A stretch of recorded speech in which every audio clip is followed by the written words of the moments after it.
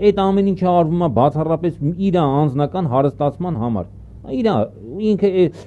ասենք քնում հելնում է այդ մարդու, լսի, այդ մարդը ուրիշ կյանքի իմաստ չունի։ Լսի, բացի փող կողելուց, գողանալուց, այս հասարակությունը։ Ուրիշ կյանք, եթե դու ասես այդ մարդը ինչի համար է ապրում, ուրիշ ինչի համար է ապրում։ Ես կասեմ, հա, բայց մի րոպե, ստոպ, մի բան արա, էլի, նյուգնիտայ։ Այդ մարդը այդ թոշակառուների շնորհիվ վերընտրվում է։ Թոշակ տալը ամենալավ ընտրակաշառքն է։ Սխալվում ես։ Հիմա որտեղ լկտիաբար կանգնում է ԱԺ-ամբյանից ասում է դուք չգիտեք փողոց ծախսեք, գնաք ապտեկա սխալ դեղ կառնեք։ Լավ, բայց դա ինչ անհարգալից վերաբերմունք է թոշակառու մարդու նկատմամբ։ Դու հասկանում ես դա պատկերացրու, ասենք ես